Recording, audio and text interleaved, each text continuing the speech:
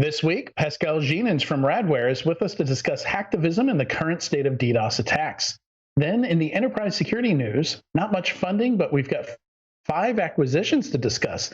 Is this the buyer's market that we keep talking about, hitting its stride? Tufin, Delinea, Armis, 1Password, and Resilience all make some purchases. NIST releases version 2.0 of the cybersecurity framework, insider threats, Palo Alto networks, and platforms. We also discuss cybersecurity's class conundrum, a ransomware postmortem from Bitdefender. Nevada wants to decrypt children's messages. Ivanti probably wants to hide under a rock, and AI video. All that and more on this episode of Enterprise Security Weekly. This is a Security Weekly production for security professionals by security professionals. Please visit securityweekly.com/subscribe to subscribe to all the shows on our network.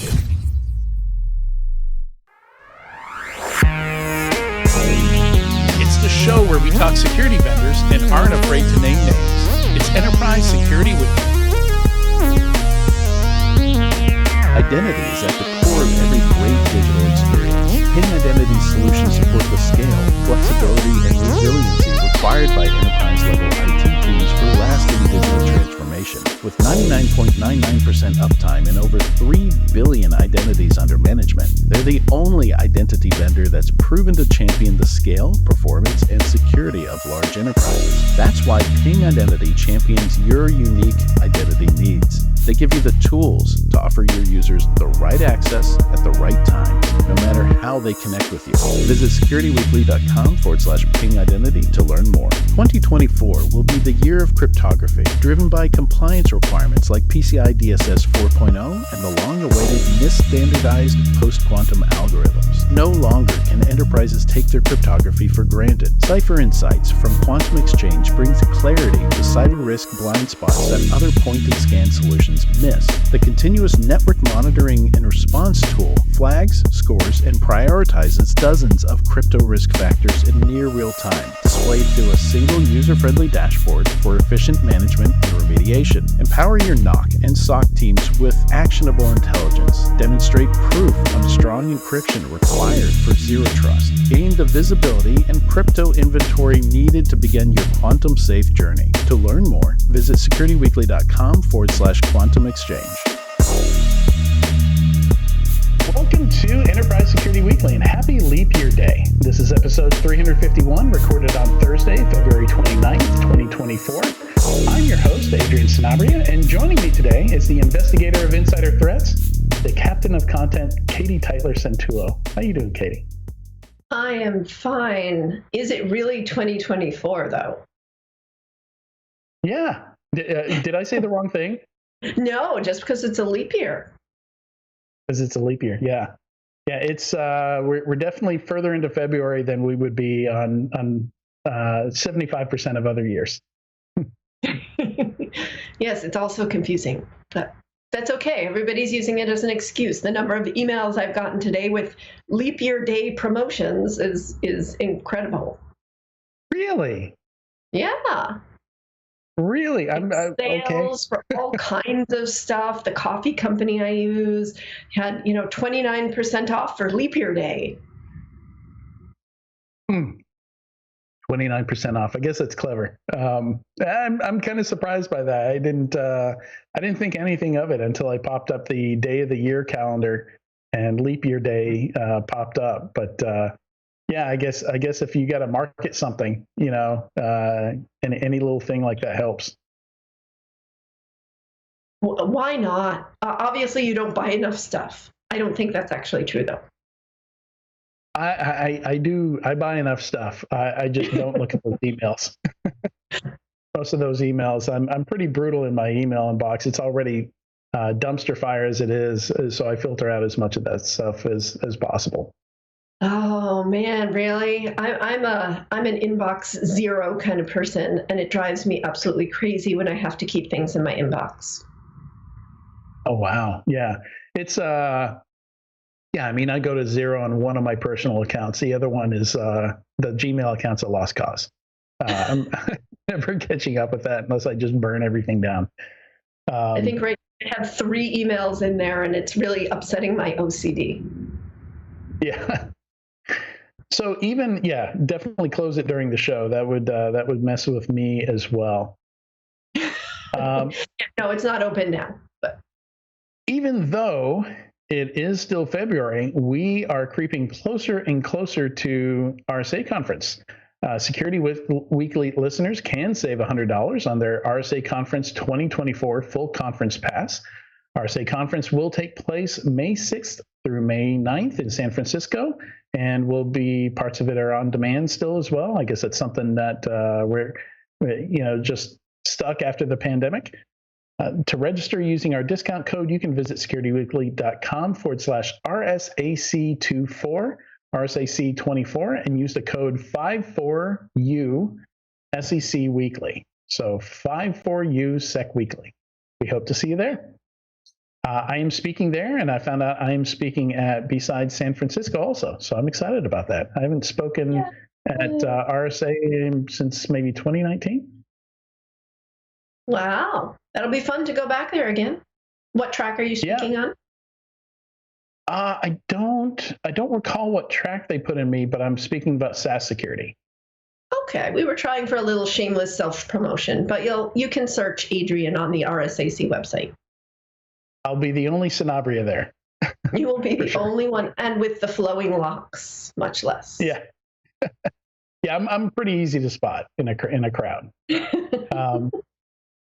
All right, let's jump into today's interview. The topic is hacktivism and DDoS attacks, and we're excited to have Pascal Geenens, Director of Threat Intelligence at Radware, with us today. Pascal has over 25 years of IT and security experience and specializes in tracking state-sponsored and nationalist cyber adversary groups. Neat bit of trivia, Pascal discovered BrickerBot, one of the more interesting pieces of malware and campaigns I've seen in my career. I followed Mirai pretty closely, and I, along with other folks, I'm sure, it was kind of tickled when BrickerBot came out and just started trying to erase these things off the internet.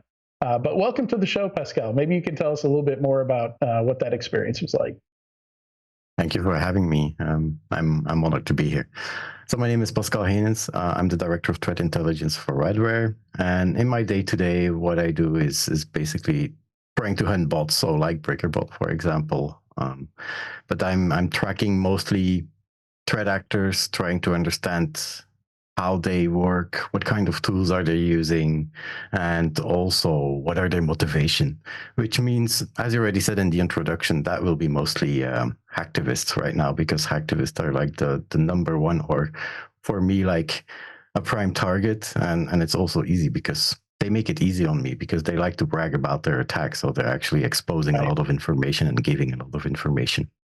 So, and with that information, what I do together with my team is compile that into reports like advisories and write blogs.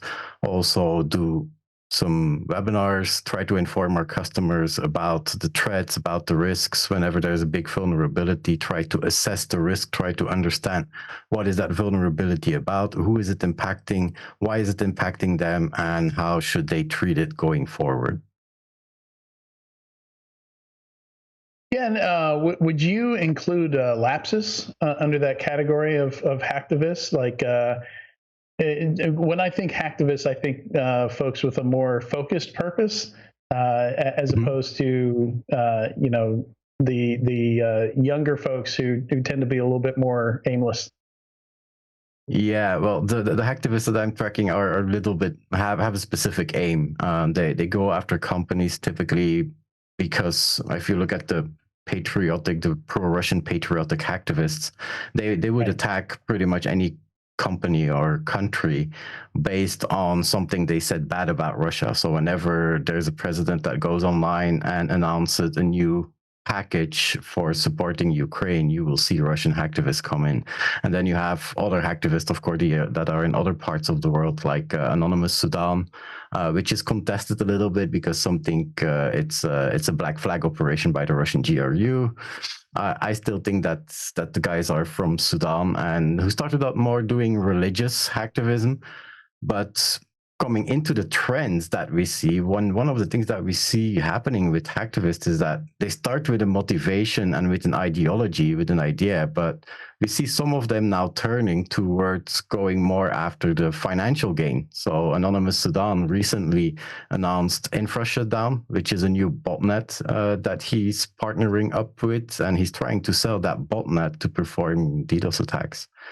So it's strange how they sometimes flip easily from one side to another. Well, activist groups need funding, I imagine. So they've already got access. Yeah. Yeah, one of the things, so most of the hacktivists and people who follow a little bit the hacktivist scene and everything that's been happening between Ukraine and Russia, and then we saw exactly the same evolution and the same kind of attacks and hacktivists from the Israel and Hamas side with pro-Palestinian and pro-Israeli hacktivists. And everybody that follows that will know that those are mostly on Telegram. So Telegram is like the new gathering place where they create a channel where they try to get volunteers to join their cause. And to make money, of course, if you have a Telegram channel, you have 120,000 volunteers, then you get approached by somebody who has a DDoS for hire service who want to sell some booter and stressor services to do some advertisement. So you can put there an advertisement, 120,000 people who see that advertisement, that is worth something. And we saw different kinds of activities, I would say. So Killnet last year, Killnet, who's not the original Killnet anymore. So Killnet went through a lot of changes recently because Killmilk, who was the leader of Killnet, got doxxed not so long ago. So he left the group, and now the group split up. There's now a Killnet 2.0. There's also another group that Killnet created, Just Evil. But Killnet, a couple of months ago, what they did for monetizing was they got money from a jeweler, for example, a jeweler that was creating jewelry in Russia with the Killnet branding, and that sold it. And everything that he sold, half of the proceedings went to Killnet. They also get a lot of donations. So you will also see on those Telegram channels that a lot of those hacktivists are asking for donations. So every so often you see message coming donations with all the different Bitcoin wallets and other crypto wallets that are out there, so that people can give them donations to support their cause. Now, when it comes to attack infrastructure, and that's also unique to hacktivists, and it's nothing new, but it went through a couple of evolutions, because in the time when Anonymous started doing DDoS attacks, they would use people as a resource. So we all know, as you already mentioned, Mirai. So Mirai was going after IoT devices from unassuming people who have their home device being hijacked and being leveraged into DDoS attacks. Well, those hacktivists actually use the resources of their volunteers. So they create a bot and they distribute it, and then the volunteers take it, they install it on their home PC. Some even go to the cloud and they turn up some VMs, create an infrastructure to run those bots to start doing attacks. Some run it on their Android phone, so they also have an Android version. And it's not limited to pro-Russian hacktivists, and one of them that's very good in that is NoName05716. But also the IT Army of Ukraine is doing the same technique. So the IT Army of Ukraine, the day after the invasion happened by Russia, Mikhail Fedorov, who was the vice president of digital transformation at that time, went to social media and asked people around the world to join the IT army on Telegram, to join them and help fight against the Russian propaganda. And fighting against Russian propaganda meant doing DDoS attacks against those certain servers in Russia. And every day they would have a curated list of targets that they post every morning on that Telegram channel. And then volunteers would go and start doing DDoS attacks. But they soon saw that this was unorchestrated. So what they started to do is create more of a centralized system where they took open source programs like MHDDoS, like Dead by 1,000 Needles, and they packaged them in such a way that it's easy for somebody to download. And when that person executes it, it then downloads the attack targets and starts attacking. So it's like the new kind of botnet, especially for hacktivists. Instead of using IoT devices, you're using the resources of volunteers. So a lot of this stuff I think I'm hearing for the first time. This is not an area that I focus on a whole lot. I was not. It reminds me like SETI at home and that kind of thing, and talking about the jeweler donating to these groups as if they're a charity. Like it's something I hadn't really considered, but clearly the hacktivists have people who are like-minded, right? So for this it's a patriotic exercise, right? This is a way the individual person can make a difference, even though they don't know how to run ion cannon or any of the actual tools. They can at least just donate their device to the cause.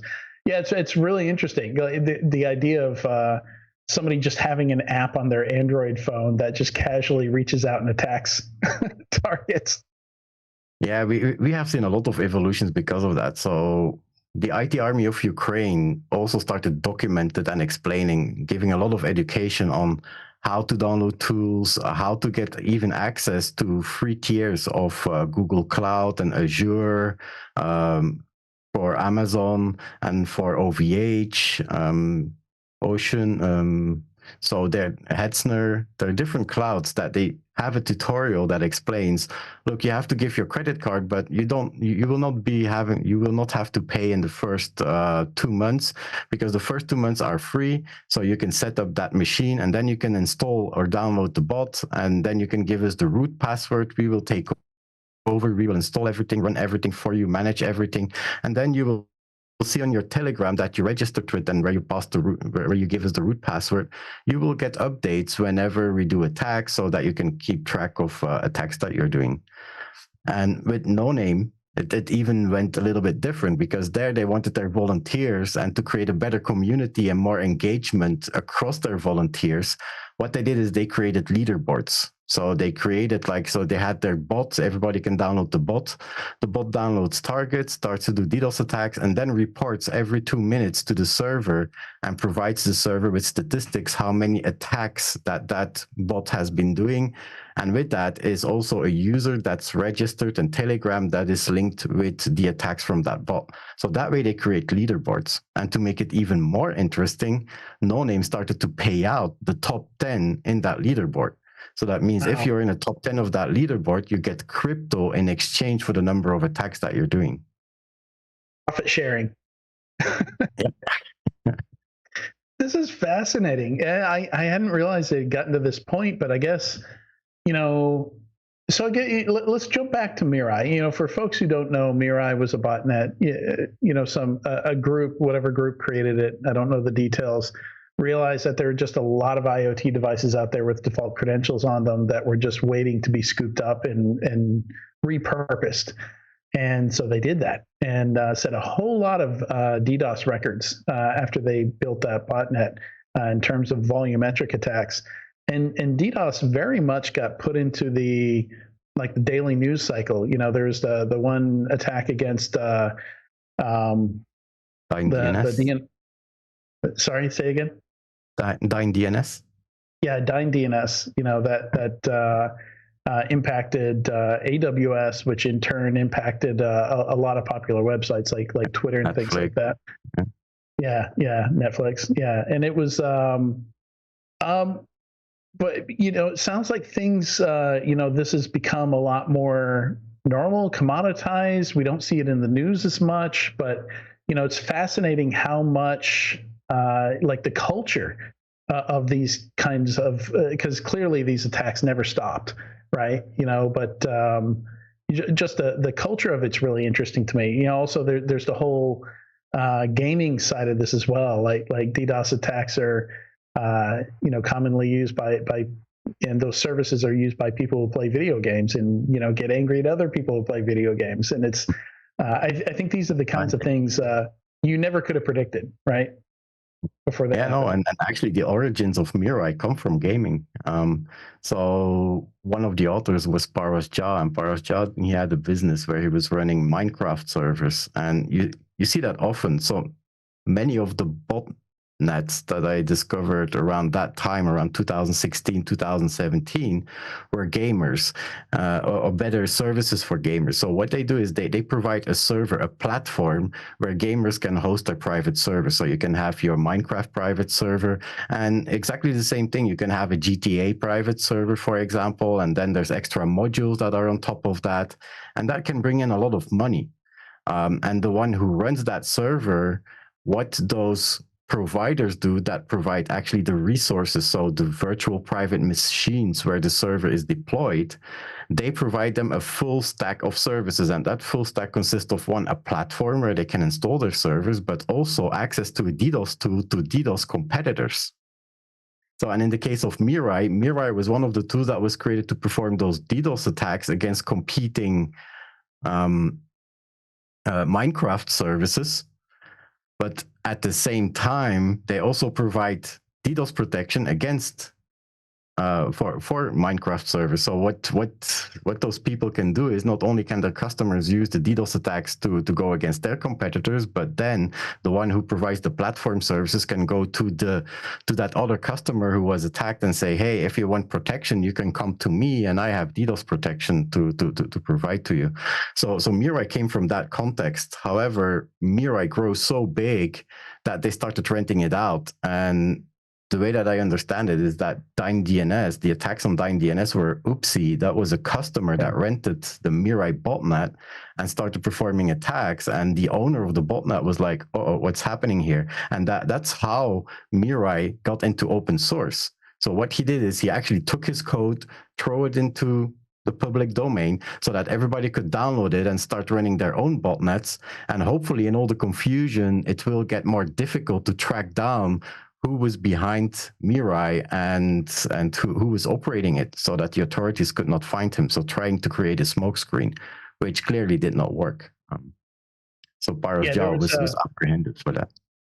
Yeah, I'd forgotten that I Wired had an article about the creators of the Mirai botnet that recently.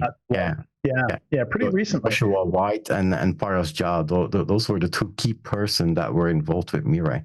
Now, another big story with Mirai is that, so once that came in the public domain, there was another actor who was called Daniel K. So, and Daniel K was working for, or better, was engaged by the CEO of Cellcom in Liberia to attack another mobile provider in Liberia, because Cellcom tried to get the upper hand and tried to get more market in Liberia for mobile, as a mobile provider. So that CEO hired a hacker to attack his competitor. And Daniel K wanted to find a way to perform DDoS attacks. So, and in some logs from booters and stressor services that were later on taken down by the FBI, there were tracks where Daniel K was asking the operators of that botnet, hey, don't you have much power? I'm looking for something that's more stronger, that can do a bigger attack. But Daniel K then suddenly find Mirai, and he said, that might be interesting. And he's the one that came out with the TR069 exploit, and TR069 is like a management protocol between modems that is used by many providers. Probably the TR069 will not say much to people, but I think that some people might remember that at some point Deutsche Telekom had an attack from Mirai bots, and their modems and Mirai was trying to infect their modems, and more than 900,000 modems got disconnected overnight because Mirai tried to infect them, and it rebooted the modems, and 900,000 customers went offline in a couple of hours of time. So, and that was actually Daniel K that was behind it. And he was also behind the attacks on Post Office UK, where he took the modems of Post Office UK, and he was able to build a Mirai botnet that was running several millions of bots. And then when he did his attack, and that's the interesting part, when he then started doing his attack against that mobile provider in Liberia, his attack was so big and so powerful, and also Liberia is limited in the number of lines that come into the country, that the whole country was knocked offline for a couple of hours. So, and that's why the authorities, of course, found him. So, and when the authorities found him, there's also a big an article from Wired on this, if I'm not mistaken. But Daniel K made like 10,000 per month, I believe that he was paid out $10,000 per month was the paycheck, and he was like the DDoS for hire, so the hacker on call, paid by the CEO from Cellcom, and this all made it into the public. So that shows that competitors are attacking competitors and are engaging hackers for that. So that's a really interesting story. And that was the biggest Mirai story, actually, because that was the biggest impact on Liberia after dying DNS. But then after that, Mirai got so popular that, and as you say, nowadays you see it less, unless you're looking for it. So I still see it on a daily basis. I still see all the reports of, oh, there's a new Mirai variant found. There's like thousands and thousands of different variants out there, all with improved exploits. So instead of just using default passwords, they're going to use an exploit like the TR069. That's an XML exploit. There's other URLs that you can use to get direct admin access to a device, so through HTTP, and then you can download your bot and then you can start your bot. But the problem after that initial period, so at the end of 2016 and then beginning 2017, is that we saw a lot of actors, because they had free access to Mirai, and Mirai was really a great tool. It was well formed and a really scalable botnet. So a lot of them downloaded it, customized it, and started trying to exploit it and trying to sell booter and stressor services or DDoS for hire services. And because of that, there was a lot of fragmentation. So the really big botnets that we say multiple millions of IoT devices in a botnet, we don't see that so often anymore, except when it's botnets like Hajime and then more recently Mozi, who are decentralized botnets. So you have Mirai is a centralized botnet where you have a central command and control infrastructure, where the bots are all connecting to that central infrastructure and they get their command from that command and control infrastructure. Mozi and Hajime are decentralized and they use a distributed hash table, a little bit like BitTorrent, to find other nodes in a network. They create their own network and then they exchange information, and there's no real central infrastructure. It's only the person who has the encryption key for the protocol. So all the protocol communication is encrypted. The guy who owns the keys has the ability to bootstrap his node into the network and then send out commands, for example, to update the botnet or to perform attacks or to do other things with the botnet. But there's no central point. So that means that botnet, we cannot take it out because there's no central infrastructure that we can take down. So the bots will just go on. And if the bots are written in such a way that and that's what Mirai also did. Mirai tried to find new victims. So whenever you get infected with a Mirai will start to scan and will try to find new devices that he can compromise, and then he will send that information to the server. Hey, here is a new IP address of an IoT device, and then the server will compromise it, take it over. So the bots themselves can already do a lot of things, and we saw that with Mozi, for example, and also with Hajime, is that they are scanning for new victims. They find a new victim, they infect the victim with a new bot, and that one joins the network.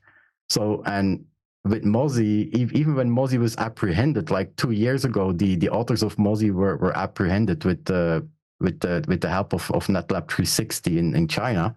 And even when they were in jail, Mozi was still growing, because even if there's no operator, that thing is moving by itself. It's infecting new devices whenever it finds new devices, communicating. So there's no way of taking it down centrally, unless you have the keys to the kingdom, which is the decryption key for the protocol that sits inside Mozi. Right. So what I'm hearing is that this cybercrime market of DDoS attacks has learned its lessons and innovated and evolved, much like a business product would. It's fascinating. The new trend that we're seeing now is a little bit away from IoT. So I'm not saying that IoT is not used anymore and that IoT is off the hook and not a problem anymore. Far from it. It's still a very big problem. But we see now more and more actors move towards cloud servers because cloud servers are very capable and cloud servers are easy to automate and to orchestrate. So they can use existing tools that everybody is using to manage their cloud and multiple nodes in the clouds, like Infrastructure as code, whatever. Terraform, Whatever DevOps tool there is, it's easy to maintain. The problem with IoT bots is, and as I said, there's lots of fragmentation, a lot of competition. So all those bots, and including Mirai, if you look in the code, you will see that there is bot killer code in there. So they try to go into a vulnerable device, and then they try to find, is there another bot that already infected it? And if there's another bot, kick out the other bot, and then secure the device. So they will stop SSH, they will stop HTTP, they will stop Telnet, and they will all allocate those ports so that nobody can take that port, so that there's no possible intrusion anymore or other bot that takes over the device. So they're actually like trying to protect their kingdom. However, IoT bots, most of them are not persistent. So when you reboot the device, the bot is gone. Right. So then it's again open, and then it's the first one who gets access to it, who actually gets in, secures everything, and you lost your bot. So bot operators saw themselves with lots of fluctuating numbers. And whenever there was an ISP who did an update and rebooted the modems that were infected by his botnet, he could see like 40, 60% of his botnet completely go away, and he had to start from scratch again to try to find new bots. So going to the cloud solved that problem. You have very capable servers who use DevOps. And then you might say, yeah, but if you attack from the cloud, everybody can find you and we can file abuse and we take down the server. But there's such things as bulletproof clouds. So a bulletproof cloud is a bulletproof provider does not listen to abuse messages. Typically, they're also in regions and areas where law enforcement is more lenient and that they cannot do anything about those servers.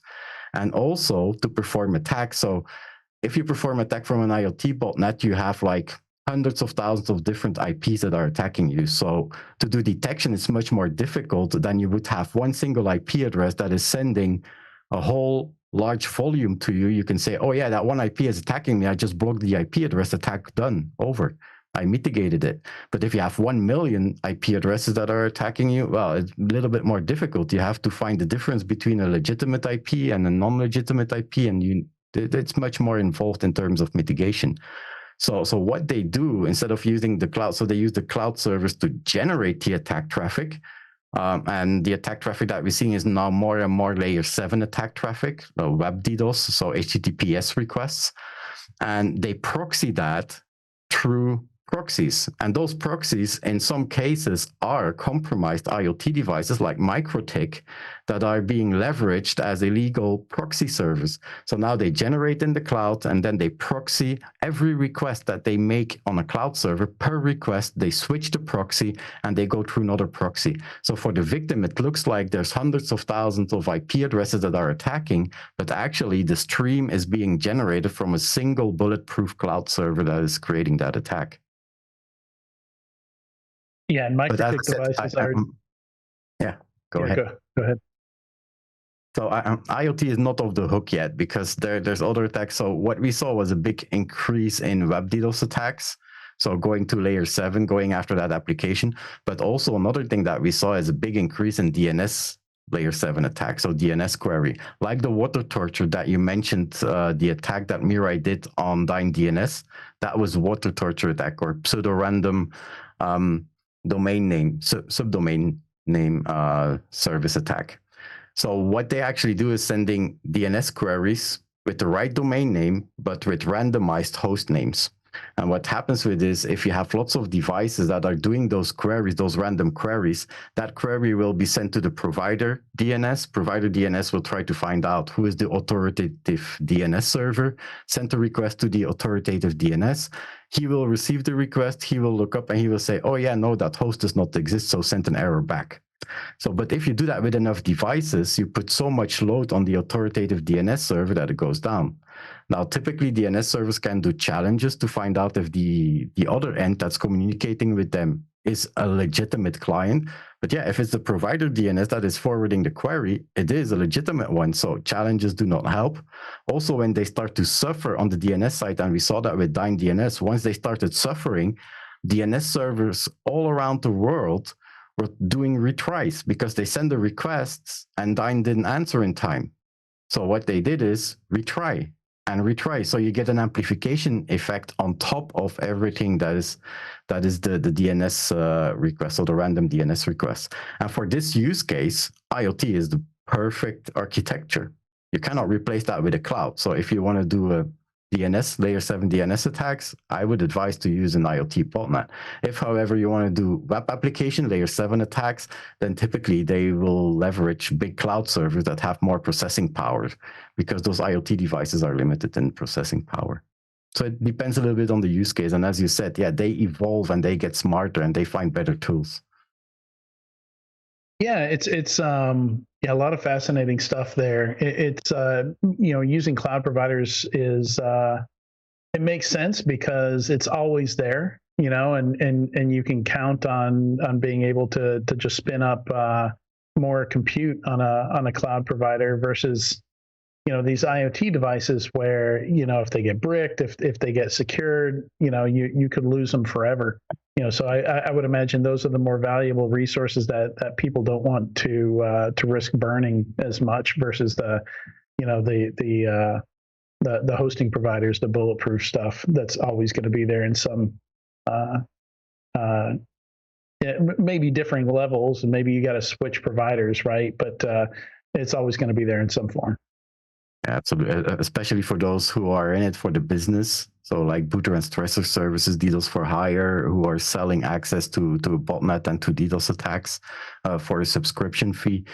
Those have money to buy those servers, and they can build their whole platform there. And as they grow and as they have more needing customers, they can always put in more capacity into their cloud nodes by extending their bot with new services, much more flexible. And if they don't need that capacity anymore, they can shrink again, which you cannot do with IoT. IoT is much more random, so it's much more difficult to control which devices you have now in your botnet and to keep control of them. I've got a few questions here. One, unlike say InfoStealers, for example, like Genesis, we saw get taken down last year. There's a central thing that law enforcement can go after. They can take down a domain. They can take down web servers and resources like that. But you're talking about these things that are now decentralized, where there isn't a central point where that lawyers can attack with a subpoena, right, or a legal law enforcement request or something like that. So what are the options available to us as an industry to combat this stuff? And at the maybe at the individual company level, is it just to mitigate and absorb these attacks, or are there ways to go after more systematically go after these services? Well, there are multiple aspects to this. So first of all, yeah, you have the distributed. The distributed ones are very difficult to apprehend and to stop. Even though that Mozzie, through NetLab 360's research, they found out who was behind it, and the persons that were behind it were apprehended by the authorities, even in China. But the other thing. So and BreakerBot, for example, BreakerBot had Sentinels, also no central infrastructure. So those things are much more difficult to find and take down. That said, the authorities took down already a lot, especially in 2022, 2023. They took down a lot of booter and stressor services. So the portals of the one that owns the botnet, he still sells those services and he uses a portal. And through that portal, they can take down the portal and they can find the servers that are serving that portal, and they can find the databases of who attacked. And even at some point, the Dutch police went through the database and sent an email to everyone who bought attacks from this specific booter and stressor service that they took down, and sent them, hey, we saw that you did DDoS attacks. This will be your last time. Next time we see your email address, we're going to come after you and we're going to pay you a visit. So there are possibilities to take down booter stressor services. Now, a new trend, as I said, with the Hacktivists, they moved to Telegram. Now we see booters and stressors also coming into Telegram, because Telegram is an open platform, and Telegram has a completely documented API to automate bots on their platform. So you can have a Telegram channel where humans. Yeah, sorry, go ahead. And end-to-end encrypted, so. a lot so end-to-end encrypted, but they have bot functionality. So instead of sending messages to a channel and it's people responding to you, it's an API that sits behind that channel. Right. So what some of the of those booter and stressor services did is create a telnet channel that is just a bot, and you subscribe to the bot. You put your crypto wallet there that you can do payments, and then you just say from your mobile phone on your Telegram, you just say, okay, target equals, and then you put the host name, method equal layer 7 web DDoS, enter, and it will start attacking. Wow. And it will give you feedback through Telegram. So now all those portals, all those websites where you had booter and stressor services, well, they're not needed anymore because you can do it from Telegram. You can straight from Telegram talk with a bot, and he will orchestrate your attacks across the infrastructure that the attacker set up. So that's like the new kind of booter and stressor service that we see, especially on the Russian side. Another problem with apprehending and blocking the attacks is, well, Russia. The same as with ransomware. How do you get access to those Russian actors that are attacking us? Mm-hmm. We're not going to have a phone call. So Biden already sat down with Putin like a month before the war in Geneva. They were talking about apprehending and taking more action against ransomware operators, after which there were some operators that were being picked up, ransomware operators in Russia. But I think they were just on holiday there and put in a resort instead of in jail, and then let out again to just attack the West, because all those hacktivists that sit in Russia and that are building services and that are doing DDoS attacks against Western targets and against targets of Five Eyes and NATO, that serves the purpose of Putin. So why would he arrest them? So we cannot just call him and say, hey, take down those guys who are behind. Right. No, it doesn't work. They will always be there. And even when the war goes away, they will not go away. So even if the war would stop and we have a ceasefire, hopefully, fingers crossed, we have someday a ceasefire between Ukraine and Russia, but those hacktivists will not go away. I can imagine that even a year after the ceasefire, whenever somebody says something bad about Russia or does something against a Russian individual, those hacktivists will be back and they will start attacking companies in that country again just to prove a point. Right. Yeah, Katie, I wanted to let you jump in with a question that you had here. Yeah, I'm just wondering how or if AI is helping these bot attacks, or just because of the nature of what a botnet attack is it not necessary?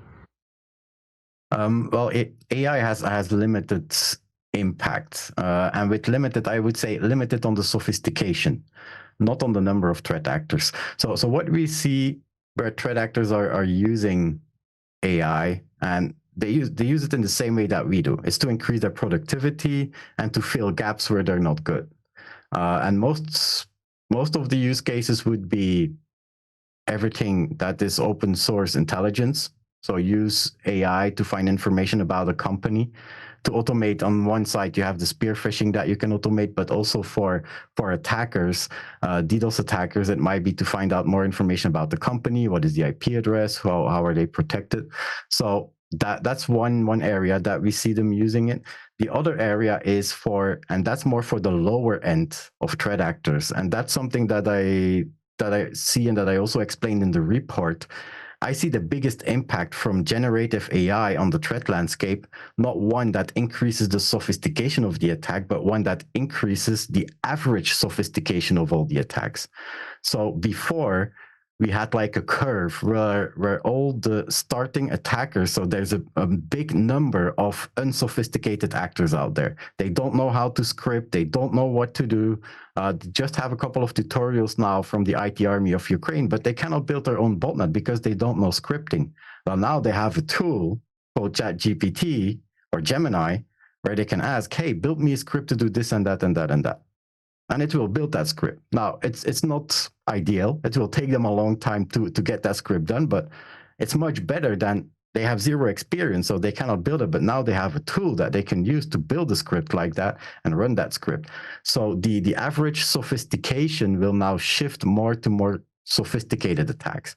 The more sophisticated threat actors, I don't see them using generative AI yet to create attack vectors or new payloads that are so sophisticated that we never saw them before.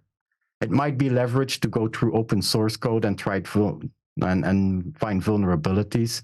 That would be one option, but I don't see an increase in sophistication in their attacks using AI at this point.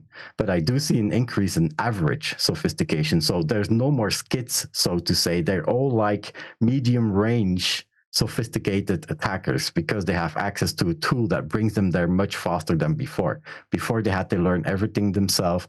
Now they have a tool that ramps up their education much faster.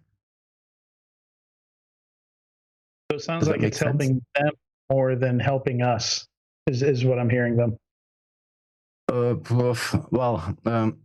Talking about AI as a broader field of research, so because all the hype, the hype, I should probably not say hype, but all the adoption of AI that we saw last year was all about generative AI. But there's much more to AI than that. That's like a very small part of the AI. AI has been used for a long time in security, more in terms of machine learning to automatically adapt parameters in a model. But that model was based and built specifically for one task.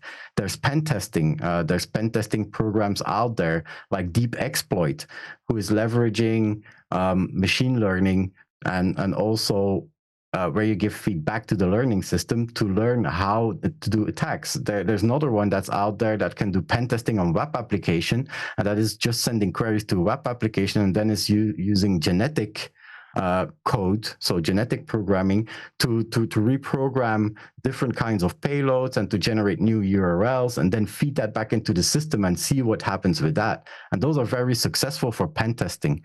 Now, one problem with those tools are that they're very noisy. So when you now go use that tool against the website, if you don't have unabridged access to that website. So if there's a WAF in front of it, for example, you will immediately be detected because you're going to try all kinds of stupid things that the WAF sees as, oh, that's illegitimate. And again, okay, we're going to block this guy because he's trying to do things that he should not be doing. But if you take away the web application firewall, and you give it unlimited access, it can find vulnerabilities by itself in those applications. So it's only a matter of time before AI will find the right use case. And I think with the boost that we see and with the attention that we see given to generative AI, the rest of AI will also get, again, a boost because AI always comes in winters and summers. AI is nothing new. So like 4 years ago, there was a lot of AI and a lot of machine learning and deep learning especially was one of the things, but then it went away and now it came back with ChatGPT on the forefront, and now it's becoming in all our lives, because if you look at CES 2024, every coverage on YouTube from CES that I saw was a product which mentioned AI. AI is everywhere. It's going to come into our life very soon, and every product, like every toaster had to be connected. Well, every toaster in the future will be connected and AI. So I think it will have a big impact going forward. But as always, it's a race. It's a race of technology where the good guys fight against the bad guys. So, and as the bad guys get new technology, the good guys also have access to new technology. The only thing is, what we're going to do with all those ethical problems that we have with AI. Are we going to restrict AI or restrict access to AI? And if you restrict access to the good guys, but cannot restrict it or regulate it for the bad guys, or even other countries, if you have two nations and you have one nation that said, hey, we want to do ethical AI and we're going to restrict certain programs to be used for AI development and AI innovation, like privacy, for example, while another country where privacy is not that important because they have a camera on every corner of the street. I'm not going to name the country, but you probably see where I'm going here. So if you have that kind of country, well, those people get much more experience with their AI investment and they can go faster in their race. And if they get the edge at some point, it's going to be an arm race for the world to go in AI, a little bit like you had the nuclear arm race. I think that AI has the impact, or could have the impact on the world as an arm race for finding that new application. Yeah, and I think that's probably a good place to exit the conversation. I still have 3 or 4 more questions. We could go in different directions here. I wanted to talk a little bit about collateral damage and things like that, but we're out of time. But I did want to give you a chance to mention, I believe you've got a report coming out. Is the report already out? It's releasing today. So together with the podcast, we are releasing we call it the 2024 report, but it covers the year 2023. So most of the things that I have been talking about, like this trends, like shifting, using more cloud resources for their attacks instead of IoT. Also, the shift to layer 7 attacks, so attacking web DDoS attack for web applications and DNS layer 7 attacks. That is all covered in that report. And we also have the statistics from our cloud that back up some of those trends. I also talk about AI. So that report, together with some blogs that I published recently and a new one that will come out soon about AI, where I also talk about what is the impact of AI for the future of cybersecurity. So most of the things that I covered here will be written in that report. So, and you can find that on our website on radware.com. When you go there, we will make sure that it's the first thing that you see. Yeah, I found it here, and I'll put a link in the show notes as well. But yeah, it looks like the name is 2024 Global Threat Analysis Report. Yeah. So yeah, thank you for that. You've seen it before me. I did not see it yet. Yeah, I just went to the website, and it was it didn't take me long to find it. But yeah, we'll put a link in the show notes as well. Great, thank you. But yeah, I loved your stories. I love the anecdotes here. I learned so much about the things I've missed over the last 7 or 8 years since I've watched this this area of cybercrime more closely in just the 45 minutes that we've been chatting. But Pascal, thank you so much for joining us on Enterprise Security Weekly today. It was great to have you. You're welcome. Thank you very much for having me. I had a good time. I always like talking about this passionate subject. As you can see, once I start talking, yeah. All right, and stick around. We'll be back in a few moments with the weekly enterprise news.